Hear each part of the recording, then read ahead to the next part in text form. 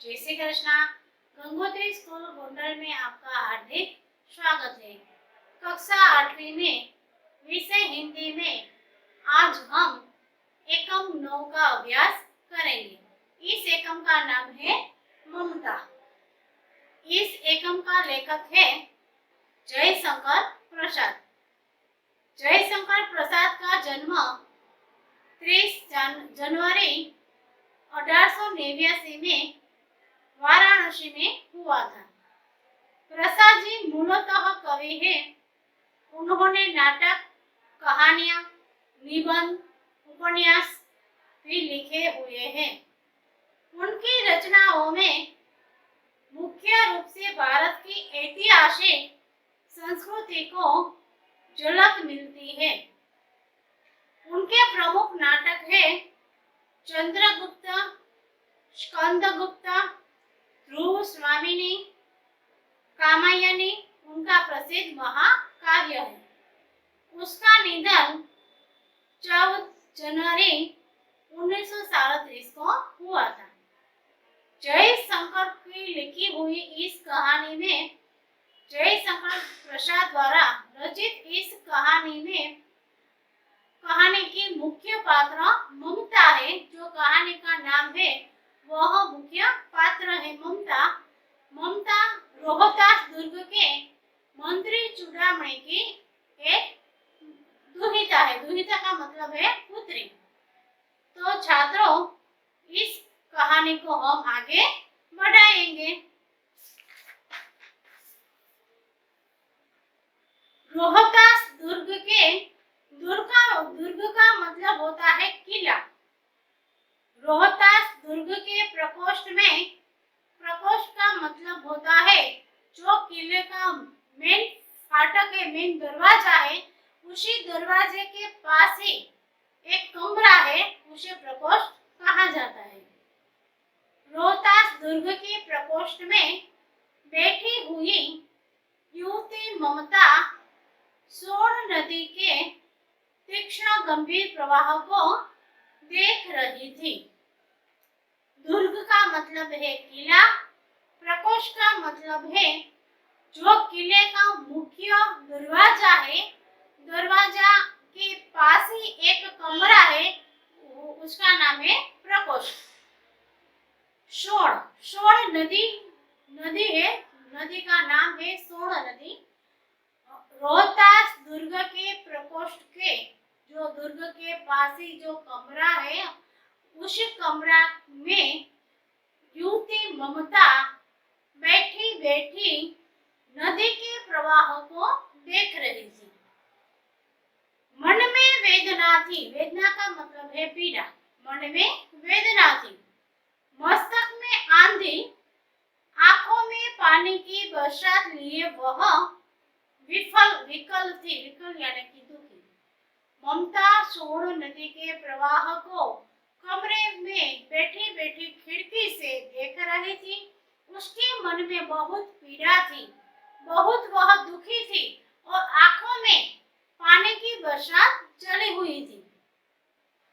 वह रोहतास दुर्ग के मंत्री चूड़ामणि की एकमात्र दुहिता थी।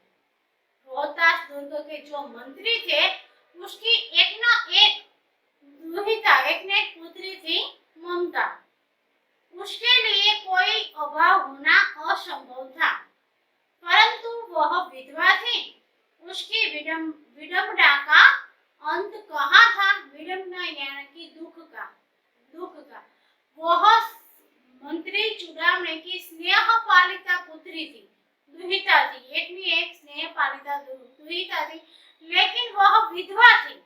उसके जीवन में कभी दुख आ ही नहीं सकता क्योंकि वो मंत्री की बेटी थी, लेकिन वो विधवा थी, इसलिए उसके जीवन में दुख के सिवा और कुछ नहीं था। बड़ी विडंबना थी। विडंबना यानी कि वह बहुत दुखी थी।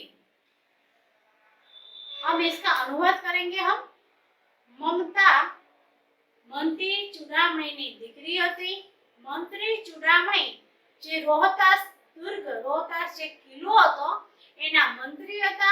મંત્રી ચૂડામણી આ એક માર્કમાં પૂછાશે કે મંત્રી ચૂડામણી કોણ હતા? તો રોહતાસ દુર્ગના મંત્રી હતા, એની એની એકની એક દીકરી હતી, એનું નામ હતું મમતા. મમતા નાનેથી મોટી થઈ ત્યારે ખૂબ જ લાડકોડમાં ઉછરેલી હતી, ખૂબ જ એના પિતા તરફથી એને પ્રેમ મળેલો હતો. પણ જ્યારે એના લગ્ન કરવામાં આવ્યા ત્યારે નાની ઉંમરમાં જ એ વિધવા થઈ જાય છે. અને ત્યારે એ સમય એવો હતો કે વિધવાને ઘર પરિવારની સાથે રાખવામાં નથી આવતા, એને અલગથી એક રૂમની અંદર રાખવામાં આવે છે. તો પ્રકોષ્ઠ, પ્રકોષ્ઠ એટલે જે કિલ્લો હતો, કિલ્લાની અંદર જાતા પ્રવેશ કરતા જે પહેલા જેનો રૂમ આવે છે એ રૂમની અંદર પોતે એકલી રહેતી હતી. અને આખો દિવસ રૂમના દરવાજા, આખો દિવસ રૂમની બારીએ બેઠી બેઠી બાજુમાંથી જે સોણ નદીનો પ્રવાહ વહેતો હતો, બસ આખો દિવસ શું પોતે એકદમ ગમગીન બનીને નદીના પ્રવાહને જોયા કરતી હતી. બસ એ જ એનું જીવન હતું. એના જીવનની અંદર બીજો કોઈ આનંદ હતો નહીં. પહેલા ખૂબ જ એને પ્રેમ અને લાડકોડ મળેલા હતા, અને વિધવા બન્યા પછી એના જીવનની અંદર માત્ર દુઃખ અને દુઃખ જ હતું. તે એને આંખોમાંથી સતત પાણીનો વરસાદ વહેતો રહે છે, એનો માથું પણ ખૂબ દુખે છે અને ખૂબ જ વેદનાને અનુભવે છે, અને પોતે બેભાન હોય એવી હાલતમાં પોતે આખો દિવસ બેઠી બેઠી પાણીના પ્રવાહને જોયા કરે છે અને એનું જીવન એમ વિતાવે છે. મુશ્કેલી કોઈ એના જીવનની અંદર ક્યારેય દુઃખ તો આવી જ ન શકે, કારણ કે મંત્રીની દીકરી હતી પણ પોતે વિધવા બની ગઈ હતી, એટલા માટે એના જીવનમાં દુઃખ સિવાય બીજું કશું હતું નહીં. चूड़ामणि ने चुपचाप उस प्रकोष्ठ में प्रवेश किया। चूड़ामणि व्यथित हो गई। चूड़ामणि ने चुपचाप उस प्रकोष्ठ में प्रवेश किया। मंत्री चूड़ामणि दिन में रोज सुबह एक बार ममता को मिलने के लिए आते हैं। रोज सुबह ममता को मिलने के लिए आते हैं, उसके प्रकोष्ठ में प्रवेश करते हैं, लेकिन ममता तो बस अपने ऐसे ही हालत में बैठी बैठी पानी के प्रवाह को देखती, उसे मालूम ही नहीं होता कि पिताजी मेरे प्रकोष्ठ में आए थे और मुझे देखकर चले गए। मंत्री चूड़ामणि रोज आते थे, ममता को इसी हालत में देखकर वो बहुत व्यथित हो जाते थे, दुखी हो जाते थे और दुखी होकर वहां से चले जाते थे, किले में चलकर जाते थे। लेकिन ममता को ये पता नहीं चलता कि मेरे पिताजी रोज मुझे देखने को आते थे। प्रकोष्ठ में प्रवेश किया। स्वर्ण के प्रवाह और उसके कलनाद में ममता अपना जीवन मिलाने में व्यस्त थे। कलनाद का मतलब होता है जो पानी का प्रवाह बहता है उसकी आवाज, पानी की आवाज। ममता पानी की आवाज को सुनती थी और पानी के प्रवाह को देखती थी और बेसुध जैसे होकर वह सिर्फ बैठी ही रहती थी और अपना जीवन ऐसे पसार करती थी। पिता का आना न जान सकी, उसे मालूम ही नहीं पड़ा कि मेरे पिता मेरे कमरे में आकर चले गए। चूड़ामणि व्यथित हो उठते थे। स्नेह पालिता पुत्री के लिए क्या करते, अब वो कुछ कर नहीं सकते थे क्योंकि उसकी पुत्री छोटे ही उम्र में विधवा हो गई थी। यहाँ स्थिर न कर सकते थे, लौटकर बाहर चले गए। उसका ममता का दुख मंत्री चूड़ामणि देख नहीं पाते थे और व्यथित होकर वहां से चले जाते थे। ऐसा प्राय होता, प्राय का मतलब है हर रोज, प्राय का मतलब रोज, ऐसा रोज होता था। मंत्री चूड़ामणि प्रकोष्ठ में आते थे, ममता को देखकर खुद दुखी होकर चले जाते थे। आज मंत्री के मन में बड़ी दुश्चिंता थी। दुश्चिंता का मतलब खूब संकोच था, पैर सीधे न पड़ते थे। आज उसके मन में खूब वेदना थी, रोज की तरह उसके पैर सीधे उसके प्रकोष्ठ में पड़ते नहीं थे।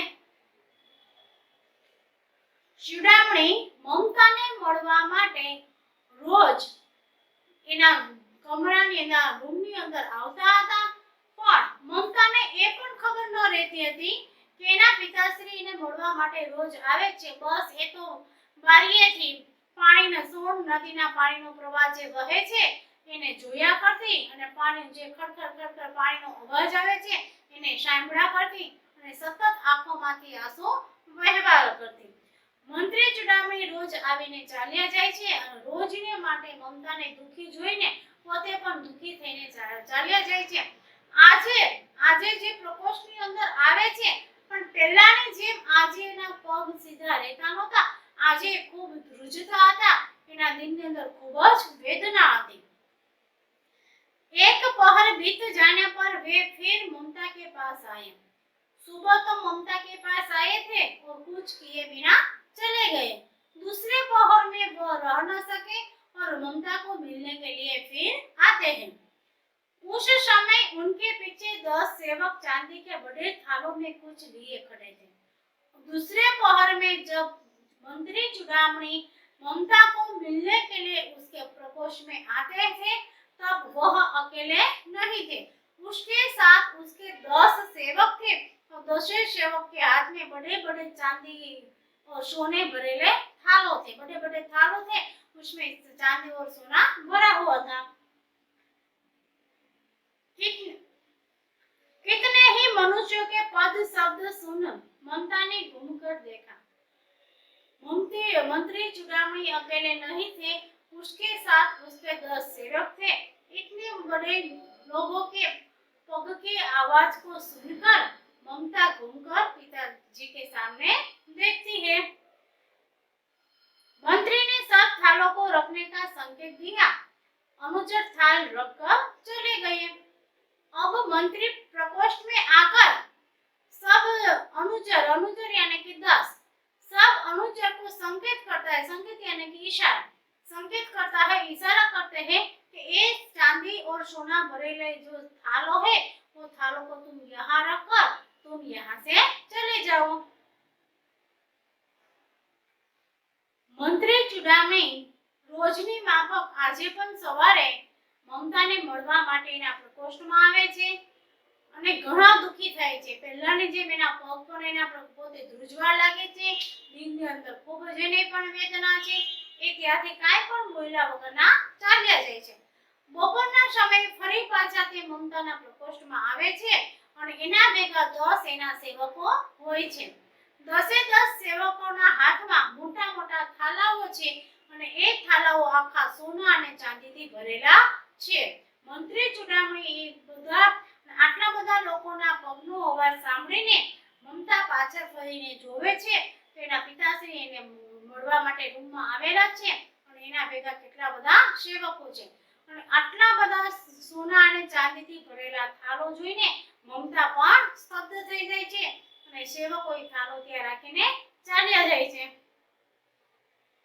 ममता ने पूछा, यह क्या है पिताजी? इतने सारे सोने और चांदी के भरेले थालों को देखकर ममता पिताजी से कहती कि पिताजी ये सब क्या है?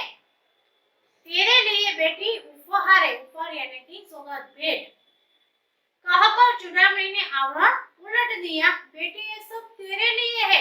मैं तेरे लिए सारे उपहार ले आया हूँ. तुम्हारे लिए भेंट है. ऐसा कहकर 10 थालों पर जो आवरण था, आवरण यानी कि पर्दा, जो कपड़ा ढका हुआ था वो आवरण 10 थालों पर से ले लेता हूँ. स्वर्ण का पीलापन उस सुनहरी संध्या में विकीर्ण होने लगा. जो सुनहरी संध्या थी, पूरा कमरा जो पूरा कमरा था वो सोने से भर गया और उसकी विकीर्ण एक एक जो चमक थी, उसके सोने की चमक थी, उस चमक से पूरा कमरा है वो चमक उठता है.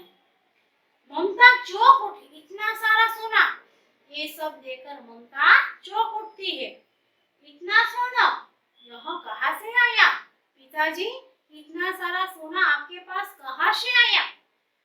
चुप रहो ममता, यह तुम्हारे लिए है. पिताजी ममता से क्या कहे, बेटी तुम कुछ मत बोलना, ये सब सोना है, ये सब सोना तुम्हारे लिए है. तो क्या आपने शत्रु का खुद को स्वीकार कर लिया? पिताजी यह अनर्थ है, अर्थ नहीं. ममता समझ गई कि इतना सारा सोना पिताजी के पास आया कहाँ से? जरूर शत्रु के साथ उसने हाथ मिलाया है और शत्रु से उसने रिश्वत ले ली है. ये सब सोना शत्रु का है, दुश्मन का है. तो क्या पिताजी तुमने दुश्मन ने जो है ये सौगात दी है उसे तुम्हें स्वीकार कर लिया? पिताजी ये अनर्थ है, अर्थ नहीं. एक मार्क में पूछे जाते हैं कि शत्रु से लिया हुआ सोना ममता क्या समझती थी, उसमें एमसीक्यू आएगा अनर्थ। तो पिताजी ये अनर्थ है, अच्छी बात नहीं है। तुमने जो सौगात ली है दुश्मन से सोना लिया है, ये अनर्थ है, अर्थ नहीं है पिताजी। लौटा दीजिए पिताजी, हम लोग ब्राह्मण हैं, इतना सोना लेकर क्या करेंगे पिताजी? हम ब्राह्मण हैं, हमारा धर्म है, लौट मांगने के लिए जाना ये हमारा धर्म है। हम तो ब्राह्मण हैं, हमें इतने सोने से क्या करेंगे? इतना सोना लेकर हम क्या करेंगे? पिताजी हमें किसी का ऐसा धन नहीं चाहिए, ये सब तुम दुश्मन को वापस दे दो, लौटा दीजिए पिताजी। इस पतनोन्मुख प्राचीन सामंत वंश का अंत समीप है। पतनोन्मुख जिनका पतन होने वाला है, जिनका विनाश होने वाला, इस पतनोन्मुख, इस किले का पतनोन्मुख होने वाला है, विनाश होने वाला है, इस साम्राज्य का अंत होने वाला है। किसी भी दिन शेरशाह रोहतास दुर्ग पर अधिकार कर सकता है। बेटी तुम्हें मालूम नहीं है, अब इस साम्राज्य का अंत होने वाला है। किसी भी दिन शेरशाह आकर इस किले पर अपना हक जमा लेगा, इस किले पर अधिकार जमा लेगा। उस दिन मंत्रित्व न रहेगा। बेटी जब हमारे हाथ से किला चला जाएगा तब मैं इस किले का मंत्री नहीं रहूंगा।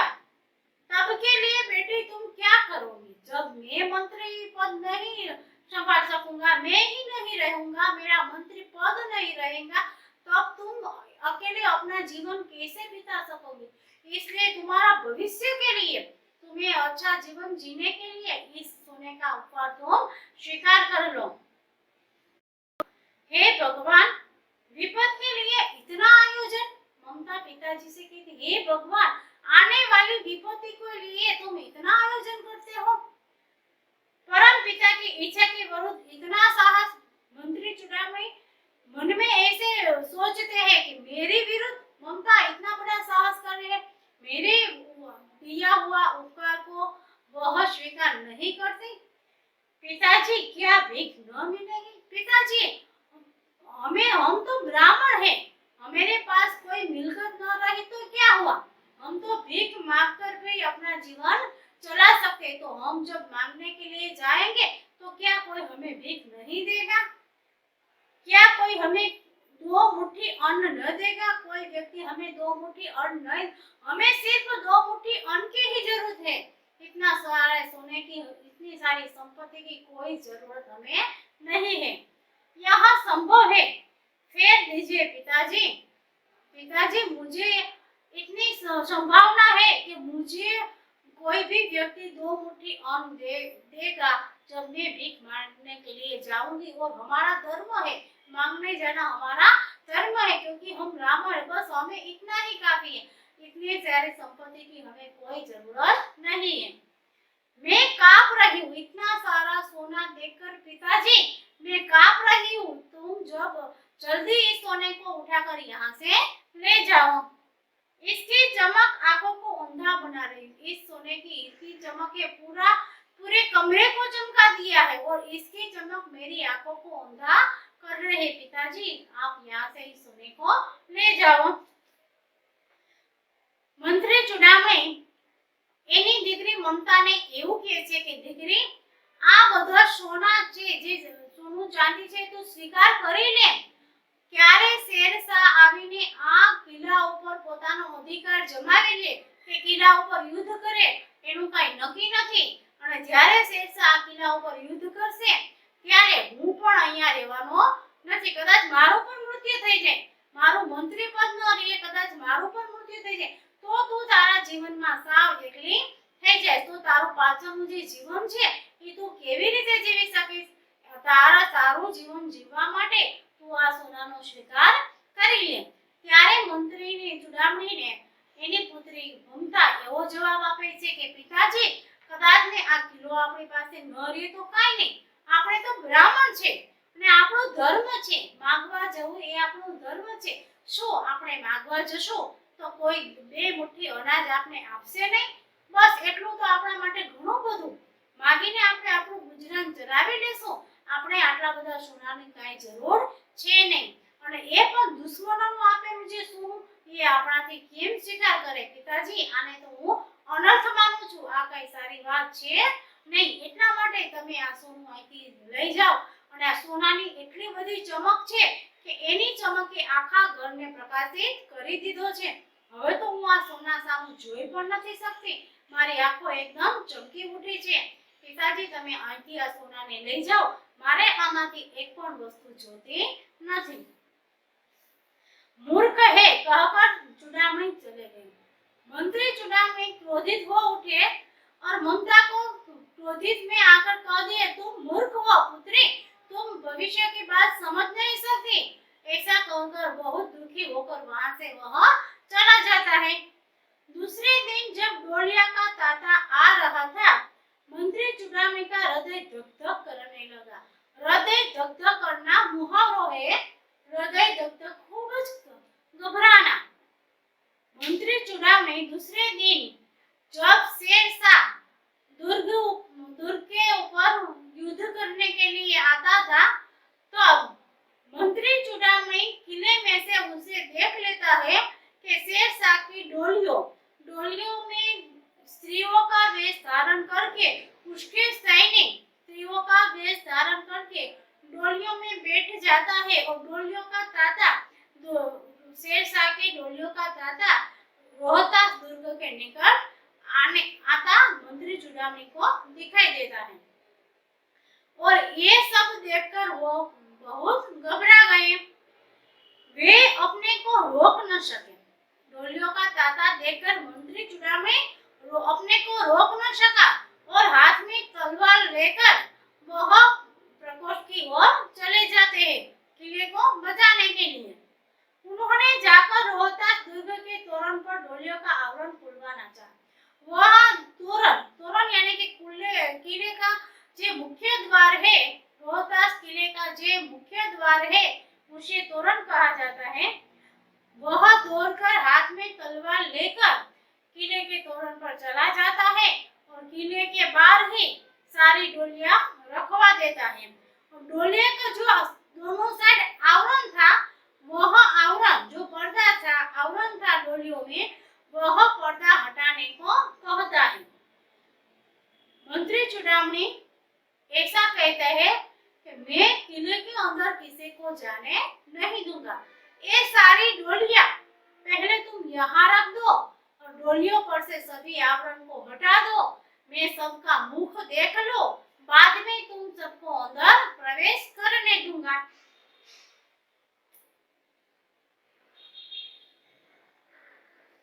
और पठानों ने कहा, यहाँ महिलाओं का अपमान करना है। पठानों के वेश में और स्त्रियों के वेश में डोलियों में जो बैठा था पठानों, और बाहर जो पठानों हाथ में तलवार लेकर खड़े थे, वह ने मंत्री चुड़ामणि को मना कर दिया। ये तो हमारे पठानों का अपमान किया हुआ है, हम हमारी स्त्रियों का मुंह किसी को बताते नहीं है। ऐसा कहकर मंत्री चुड़ामणि को आवरण हटाना मना करते हैं।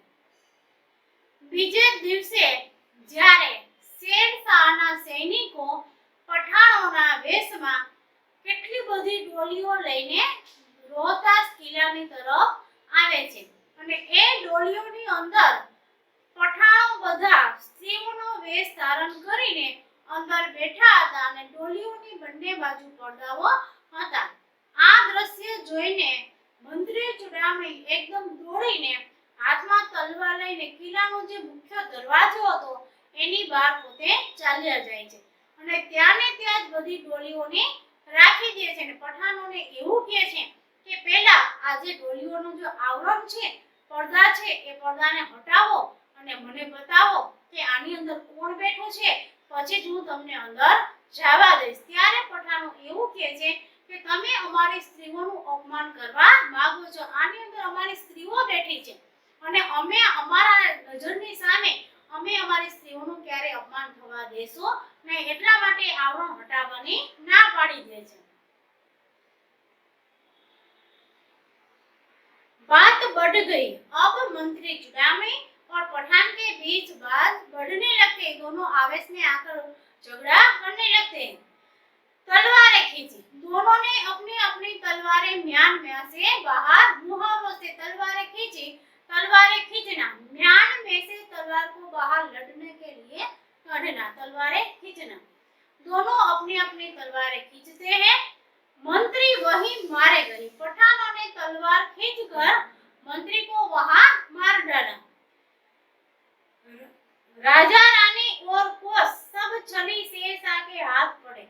अब सारी डोलियों में जो पठानों बैठे थे, डोलियों में से सबसे पहले मंत्री को मार डाला और सभी डोलियों में से जो पठानों बैठे थे, स्त्रियों का वेश धारण करके शेरशाह और शेरशाह के सैनिकों, पठानों तलवार लेकर सब किले में घुस जाते हैं, किले पर हमला कर देते हैं और किले में जाकर राजा रानी, उसके बेटे छवि सबको मार डालते हैं। किले में जो बीच में आए उसी को तलवार से उसका गला काट देते थे। राजा रानी और को सब छली शेरशाह के हाथ, शेरशाह सबको मार डालते हैं।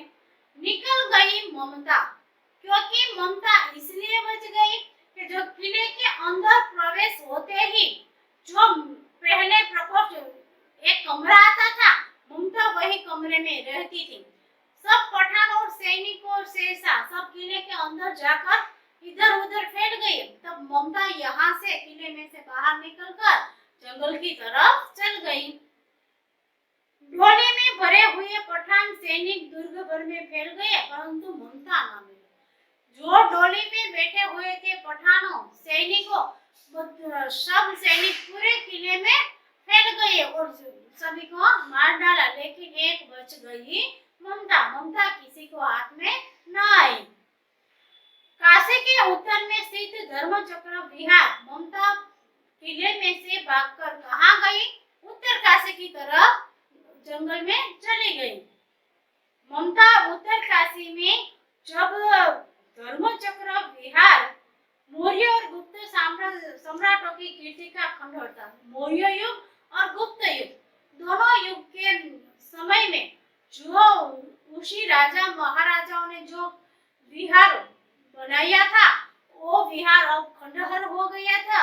उस खंडहर विहार में ममता छिप जाती है। खंडित शिखरों वाले अब उस शिखरों पर खंडित हुए थे। पवन तृण गुल्मों से ढके, गुल्म थोड़ा बड़े बड़े गुलमरों से ढका हुआ जो खंडित हुआ था शिखर, उस विहार में ममता छुप जाती है। प्राचीन और ईंटों के ढेर में बिखरी हुई भारतीय शिल्प की विभूति, वह प्राचीन और बिखरी हुई, टूटी फूटी बिखरी हुई प्राचीन जो ईंटों थी, उस ईंटों जो वर्षों पहले की जो भारतीय संस्कृति थी, उस संस्कृति को ताजा करती। मौर्य युग और गुप्त युग के समय की जो संस्कृति थी, उसके समय के बंधे हुए जो विहार था, वो विहार भारत की संस्कृति को फिर से ताजा करते हैं। ग्रीष्म की चंद्रिका में स्वयं को शीतल कर रही थी। वहां जो ग्रीष्म की चंद्रिका थी, जो चांद का जो ठंडा, ग्रीष्म में भी वह जो शिखर था, उस पत्थर ग्रीष्म में भी, गर्मी की ऋतु में भी शीतलता देने वाला जो शिखरों थे, पत्थरों से, वह पत्थर में ममता आराम से छुप गई। जहां पहले इसका अनुवाद करेंगे। હવે મંત્રી ચુડામણી અને પઠાણોની વચ્ચે ખૂબ જ વાદ વિવાદો થાય છે। બંને વચ્ચે વાત આગળ વધે છે। ચુડામણી એના મોઢા જોયા વગર એને અંદર જવાની ના પાડે છે અને પઠાણો પણ એવું કહે છે કે અમારા સ્ત્રીનું અપમાન થાય એટલે અમે મોઢું જોવા નહીં દઈએ। જેવા મંત્રી ના પાડે છે એ ભેગા જ શેરશાહ म्यानमांथी तलवारने खेंची मंत्री चुडामणीने न्या मारी नाखे छे। त्यार पछी एना बधा सैनिको आखा किल्लानी अंदर फैली उठे छे अने रही जाय छे। ममता बची जाय छे। शुं कामे बचे छे? कारण के ममतानो जे रूम हतो ए किल्लानी अंदर जाता ज एने सीधो रूम आवतो तो सैनिको बधा किल्लानी अंदर आम આગળ દોડવા માંડે છે। तो ત્યારે ममता ત્યાંથી ચાલી ગઈ છે, ભાગી જાય છે। કારણ કે જ્યારે पठाण शेरशाहना बधा सैनिको जेवा किल्लानी अंदर जाय छे तो ममता एना प्रकोष्ठमांथी त्याथी भागीने जंगल तरफ चाली जाय छे। काशी के उत्तर में स्थित धर्मचक्र विहार मौर्य और गुप्त युग सम्राटों की कीर्ति का खंडहर था। ममता प्रकोष्ठ में से भागकर उत्तर काशी की तरफ चली जाती। एक मार्च में यह प्रश्न पूछे जाते हैं कि ममता भागकर किस तरफ गई, तो ममता भागकर उत्तर काशी के जंगल तरफ चली जाती है। वहां उसको एक विहार दिखाई देता है। यह विहार मौर्य और गुप्त सम्राटों के समय में बंधा गया था। खंडित शिखरों वाले भवन तूर्ण गुल्मों से ढके हुए, जो खंडित शिखर होता विहार का, बड़ा बड़ा भवन था विहार, और तूर्ण गुल्म जो गुलमोहर के जो वृक्ष थे वो घटादार वृक्षों के नीचे वह विहार ढका हुआ था। प्राचीन और ईंटों के ढेर में बिखरी हुई भारतीय शिल्प की विभूति, जो विहार बंधा हुआ था वो प्राचीन ईंटों की विभूति को ताजा कराता है, विभूति को याद करा तो प्राचीन भारत की जो संस्कृति थी वो संस्कृति को फिर से ताजा करती है। ग्रीष्म की चंद्रिका में स्वयं को शीतल कर रहे थे। यह विहार गर्मी की ऋतु में भी अंदर से ठंडक देने वाले जो शिखरों थे उसे बहुत ठंडक मिलती थी इस शिखरों के, जो ग्रीष्म की ऋतु में भी। ममता ત્યાંથી ભાગીને ઉત્તર કાશીના જંગલો તરફ ભાગી જાય છે અને જે વિહાર એને જંગલોમાં વિહાર દેખાય છે એ વિહાર મૌર્ય યુગ અને ગુપ્ત સમ્રાટોના જે સમયમાં બંધાવેલા હતા એના જે શિખરો છે એ ખંડિત થઈ ગયેલા જોવા મળે છે અને ગુલમહોરના વૃક્ષોની ડાળીઓથી એ શિખરો ઢકાઈ ગયેલા જોવા મળે છે અને એ વિહારની જે ઈંટો છે એ ઈંટો ભારતીય સંસ્કૃતિની પહેલાની યાદ અપાવે છે અને એ વિહારો એટલા બધા ઠંડા છે કે ગરમીની ઋતુમાં પણ એ જે શિખરો છે અંદરથી ઠંડકતા આપે છે એવા વિહારો છે। जहां गौतम का उपदेश ग्रहण करने वाले पंच भिक्षुओं वहां रहते थे। इस विहार गौतम बुद्ध के समय में जो बंधा हुआ विहार था, उस विहार में गौतम बुद्ध का उपदेश को अनुकरण करने वाले पंच भिक्षु जो संतों थे वहां रहते थे। उसी स्तूप के भग्नावशेष की मलिन छाया में एक झोपड़ी के दीपालोक में एक स्त्री पाठ कर रही थी। उसी स्तूप में, स्तूप यानी कि गौतम बुद्ध के जो दांत है उसका बाल है उस एक डब्बी में भरे जाते हैं, रखे जाते हैं और एक उसमें स्तूप बनाया जाता है। ये स्तूप भारत में कई जगह ऐसे स्तूप है गौतम बुद्ध की जो याद को ताजा करते हैं। वह बड़े बड़े बंधे हुए स्तूप ममता को दिखाई देता है और उसी स्तूप में दीपक के प्रकाश में ममता गीता के पाठ कर रही दिखाई देती है। अनन्या सिचंतो यंतो मा ये जना पर्युपासते। अनंता ममता जब दीपालोक में जब गीता के पाठ कर रही थी तब एक मुसाफिर एक पुरुष ममता के पास आया हुआ दिखाई दे रहा है। एक अनजाना पुरुष ममता को दिखाई दे रहा है। पाठ रुक गया। ममता उस पुरुष को देखकर अपना पाठ रुक देती है। ये भीषण और हताश आकृति दीपक के मन प्रकाश में सामने खड़ी थी। भीषण और हताश क्योंकि जो आदमी ममता को दीपक के प्रकाश में मंद प्रकाश में दिखाई दे रहा था, उसकी जो चेहरा था, उसकी मूर्ति थी, उसका चेहरा था वो हताश था क्योंकि वो भी ममता की तरह शेरशाह से बचकर यहाँ तक पहुंचा था। उस हताश चेहरे को ममता देखकर खड़ी हो जाती है। स्त्री उठी, उसने कपाट बंद करना चाहा और दौड़ के उसको ऐसा लगा कि ये शेरशाह के आदमी है और मुझे मारने के लिए मेरे पीछे पीछे यहाँ पहुंच गया है। उससे बचने के लिए ममता एकदम उठकर वो जो स्तूप का कपाट था, दरवाजा था, वो बंद करने के लिए आगे चलती है। परंतु उस व्यक्ति ने कहा, ममता माता मुझे आश्रय चाहिए। ममता कपाट को बंद करे इससे पहले वह व्यक्ति ममता को कहता है, माता मुझे आश्रय चाहिए। तुम कौन हो? स्त्री ने पूछा। ममता उसे पूछती है कि तुम कौन हो, यहाँ क्यों आया हो? मैं मुगल हूँ, चौसा युद्ध में शेरशाह से विपन्न होकर यहाँ रक्षा चाहता हूँ। मैं एक मुगल हूँ माता, मैं शेरशाह के सामने चौसा युद्ध में हार गया हूँ। विपन्न का मतलब होता है हारना। मेरा सब कुछ चला गया है, मैं शेरशाह के सामने हार गया हूँ। मैं यहाँ रक्षा के अपने आप को रक्षा मांगता हूँ, अपने रक्षा के लिए यहाँ आसरा लेने आया हूँ। इस रात अब आगे चलने में असमर्थ है, क्योंकि मेरे पास अब कुछ भी नहीं, मेरा सब कुछ चला गया। शेरशाह ने सब लूट लिया है और शेरशाह के सैनिक जो तरफ फैल गए हैं। अब इस आधी रात में इस जंगल में जाना भी मुश्किल है, असमर्थ है। इसलिए मुझे एक रात के लिए तुम्हें आश्रय दो तो अच्छी बात है। क्या शेरशाह से? ममता आश्चर्य से प्रश्न करती, क्या तुम भी शेरशाह से हार गए?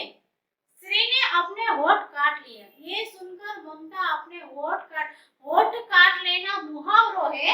होठ काट लेना, क्रोध व्यक्त करना। शेरशाह के नाम सुनते ही उस पुरुष के सामने ममता अपना क्रोध व्यक्त करती है। हाँ माता, परंतु तुम भी वैसे ही क्रूर हो। ममता को ऐसे लगा कि ये आदमी झूठ बोल रहा है, मुझे मारने के लिए वो आसरा मांगता है। और वो ममता उसे कहती है कि तुम भी झूठ बोलते हो, तुम भी शेरशाह के ही आदमी हो। वही भीषण रक्त की प्यास। शेरशाह के नाम सुनते ही ममता को वही भीषण है कि जो तरफ शेरशाह ने रक्त की नदी बहा दी थी, मंत्री चुड़ामी को मार डाला था, ममता को एक सब दृश्य शेरशाह के नाम सुनते ही उसके नजर समक्ष आ जाता है। वही निष्ठुर प्रतिबिंब तुम्हारे मुख पर भी है। जो मेरे साथ हुआ है वो तुम्हारे साथ भी हुआ है। शेरशाह ने तुम्हारी भी ऐसी हालत की है। मेरी कुटी में स्थान नहीं। फिर भी वह पहले तो ममता को ऐसा लगता है कि मेरी जैसी उसकी हालत है। फिर उसे ऐसा लगता है कि ये आदमी झूठ बोलता है, मुझे मारने के लिए ये सब कर रहे हैं, इसलिए उसे आश्रय देने को मना कर देती है। मेरी कुटी यानी झोपड़ी, मेरी झोपड़ी में कोई जगह नहीं है, तुम यहाँ से आगे चले जाओ, कहीं दूसरा आश्रय खोज लो, दूसरे जाकर आश्रय खोज लो, मेरे पास कोई जगह रहने के लिए नहीं है। गला सूख रहा है, साथी छूट गए हैं, अश्व गिर गए हैं, इतना थका हुआ हूँ। मुगल का ममता से कहता है कि पानी के बिना मेरा गला भी सूख रहा है और मेरे सभी साथी मुझसे छूट गए हैं, मेरे घोड़े भी सब गिर गए हैं।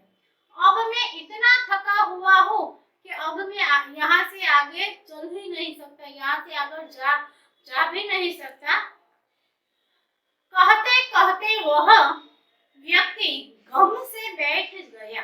ममता को ये सब बात सुनाते सुनाते मुगल को चक्कर आने लगा और गम से वह वहां जमीन पर गिर पड़ता है।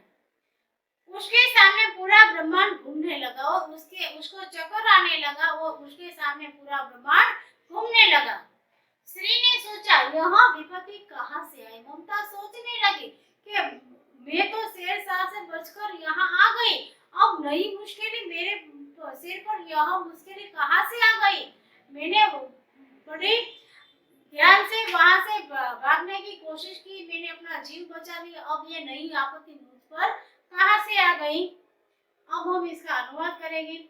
ममता પ્રકોષ્ઠમાંથી ભાગીને ઉત્તર કાશી તરફ ના જંગલમાં જઈને ભાગી જાય છે।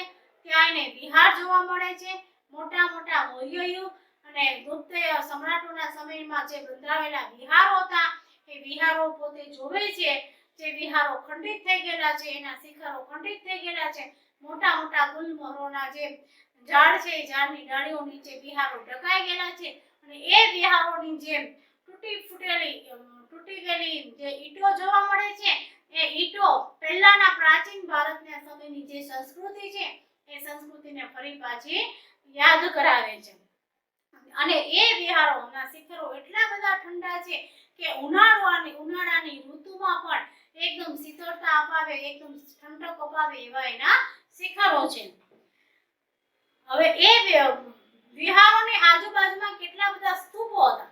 એ સ્તૂપો ગૌતમ બુદ્ધના સમયમાં બંધાવેલા હતા. સ્તૂપ એને કહેવાય, વિદ્યાર્થીઓ તમે આગળ સમાજની અંદર તમે સ્તૂપો વિશે ભણશો 10મા ધોરણની અંદર કે સ્તૂપ કોને કહેવાય. તો સ્તૂપ જે ગૌતમ બુદ્ધના જેના અસ્થિઓ છે, એના વાળ છે કે એના નખ છે કે કોઈ પણ વસ્તુ એને એક ડાબલીની અંદર ભરીને અને ઓટા જેવું બનાવીને ઉપર અર્ધ ગોળાકાર એનો જે ઉપર બનાવે છે ઈંડા આકાર અર્ધ ગોળાકાર જે એ બનાવે છે ને એની અંદર ભગવાન ગૌતમ બુદ્ધની જે યાદો રાખવામાં આવે છે એને કહેવાય છે સ્તૂપ. તો ગૌતમ બુદ્ધના સમયમાં મોટા મોટા સ્તૂપો બંધાવેલા હતા. એ સ્તૂપો મમતાને કેટલા બધા સ્તૂપો નજરે જોવા મળે છે અને મમતા એ સ્તૂપોમાં જઈને સંતાઈ જાય છે. હવે દીવાના પ્રકાશમાં મમતા ત્યાં બેઠી બેઠી ગીતાજીના પાઠો કરે છે. એટલામાં કોઈ અજાણ્યો પુરુષ મમતાની ઝૂંપડી પાસે આવીને ઊભો રહી જાય છે. મમતાએ દીવાના પ્રકાશમાં એને ચોખ્ખું તો નથી દેખાતું, પણ દીવાના થોડા પ્રકાશમાં એ વ્યક્તિનું એને મોઢું દેખાય છે. એને ખબર પડી જાય છે કે અજાણ્યો કોઈ પુરુષ અહીંયા આવીને ઊભો છે. એ એકદમ ચોંકી ઉઠે છે અને ઝડપથી તે ઊભી થઈને એ જે ઝૂંપડીનો દરવાજો છે એ દરવાજાને બંધ કરવા માટે આગળ તરફ જાય છે. જેવો એ દરવાજાને બંધ કરે એ પેલો પુરુષ બોલે છે કે માતા, મારે અહીંયા આશરો જોઈએ છે. તો મમતાને પહેલા એવું લાગે છે કે આ શેરશાહના માણસો છે અને મને મારવા માટે મને ગોતતા અહીંયા સુધી પહોંચ્યા છે. ત્યારે મમતા એને આશરાની ના પાડી દે છે કે અહીંયા કઈ આશરો નથી, તમે આગળ ચાલ્યા જાઓ. ત્યારે પેલો મોગલ મમતાને એવું કહે છે કે માતા, હું શેરશાહની સામે ચોસા યુદ્ધમાં હારી ગયેલો છું. મારું બધું શેરશાહે લૂંટી લીધું છે. શેરશાહનો શબ્દ સાંભળતાની સાથે જ મમતા એકદમ ચોંકી ઉઠે છે ને એકદમ ક્રોધિત થઈ જાય છે. કારણ કે એને તરત જ એના પિતાજીનો જે શેરશાહે હુમલો કરી નાખેલો છે અને જે લોહીની નદીઓ વહાવી છે, તરત જ એને લોહીની નદીઓ દેખાય છે. એકદમ પોતે ક્રોધિત થઈ જાય છે શેરશાહનું નામ સાંભળતાની સાથે.